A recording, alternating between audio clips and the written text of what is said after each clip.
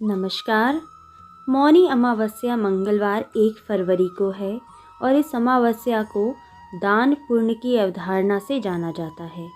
इस दिन किया एक भी दान हमारे लिए अत्यंत मंगलकारी होता है। आइए मौनी अमावस्या की प्रचलित कथा सुनते हैं। कथा इस प्रकार है। कांचीपुरी में देवस्वामी नामक एक ब्राह्मण अपनी पत्नी धनवती एवं 7 पुत्र एवं एक पुत्री के साथ रहता था।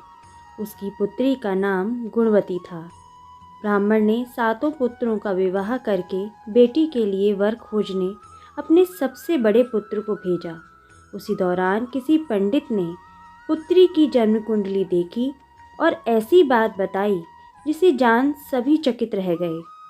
पंडित के अनुसार देवस्वामी की पुत्री की जन्म कुंडली में एक दोष था, जिसके कारण उसकी कन्या विधवा हो जाएगी।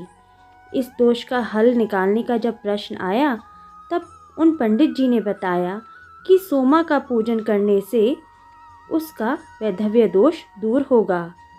परिचय देते हुए पंडित जी ने कहा कि सोमा एक धोबिन है और उसका निवास स्थान सिंघलदीप है। उसे जैसे तैसे प्रसन्न करो और गुणवती के विवाह से पूर्व उसे यहाँ बुला लो। तब देवस्वामी का सबसे छोटा लड़का बहन को अपने साथ लेकर सिंघलदीप जाने के लिए सागर तट पर चला गया। सागर पार करने की चिंता में दोनों एक वृक्ष की छाया में बैठ गए। जिस पेड़ की छाया में वे बैठे थे, उसके ठीक ऊपर एक घोंसले में गिद्ध का परिवार रहता था। उस समय घोंसले में सिर्फ गिद्ध के बच्चे थे, जो दोनों भाई बहन की बातों को ध्यान से सुन रहे थे।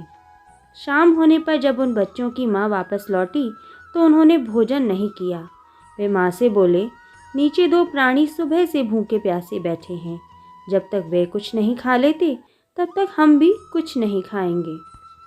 तब दया और ममता के वशीभूत गिद्ध माता उनके पास आईं और दोनों भाई बहन को भोजन भी दिलाया और साथ ही सागर पार कराने का वचन भी दिया।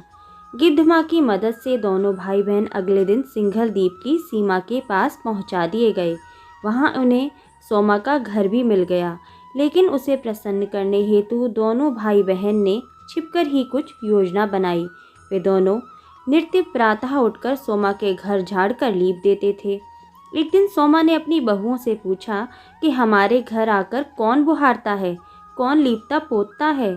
सोमा से झूठी प्रशंसा हासिल करने हेतु सभी ने कहा कि हमारे सिवाय और कौन बाहर से इस काम को करने आएगा। किंतु सोमा को उनकी बातों पर विश्वास नहीं हुआ, इसलिए एक रात उसने जागकर उन लोगों को खोजने की कसम खाई जो ऐसा कर रहे हैं। जब अपनी आंखों से उसने उन 2 भाई बहन को यह कार्य करते हुए देखा, तब ऐसा करने का कारण पूछने पर भाई ने सोमा को बहन संबंधी सारी बातें बता दी। सोमा ने उनकी श्रम साधना तथा सेवा से प्रसन्न होकर उचित समय पर उनके घर पहुंचने का वचन देकर कन्या के वैधव्य दोष निवारण का आश्वासन दे दिया। मगर भाई ने उससे अपने साथ चलने का आग्रह किया। आग्रह करने पर सोमा उनके साथ चल दी। चलते समय सोमा ने बहुओं से कहा कि मेरी अनुपस्थिति में यदि किसी का देहांत हो जाए तो उसके शरीर को नष्ट मत करना, मेरा इंतज़ार करना। और फिर सोमा भाई बहन के साथ कांचीपुरी पहुंच गई। दूसरे दिन गुणवती के विवाह का कार्यक्रम तय हो गया। सप्तपदी होते ही उसका पति मर गया। सोमा ने तुरंत अपने संचित पुण्यों का फल गुणवती को प्रदान कर दिया। सोमा के पुण्यों के फल के प्रभाव से तुरंत ही उसका पति जीवित हो उठा। सोमा ने उन्हें आशीर्वाद देकर अपने घर को प्रस्थान किया। उधर गुणवती को पुण्य फल देने से सोमा के पुत्र जमाता तथा पति की मृत्यु हो गई। सोमा ने पुण्य फल संचित करने के लिए मार्ग में अश्वत्थ यानी पीपल वृक्ष की छाया में विष्णु जी का पूजन करके 108 परिक्रमाएं की। अंततः उसके परिवार के मृतक जन फिर से जीवित हो उठे। निष्काम भाव से की गई सेवा का फल कभी भी व्यर्थ नहीं जाता है। इस व्रत का यही लक्ष्य है। मौनी अमावस्या की ये कथा भी काफ़ी प्रचलित है। ओम नमो नारायण।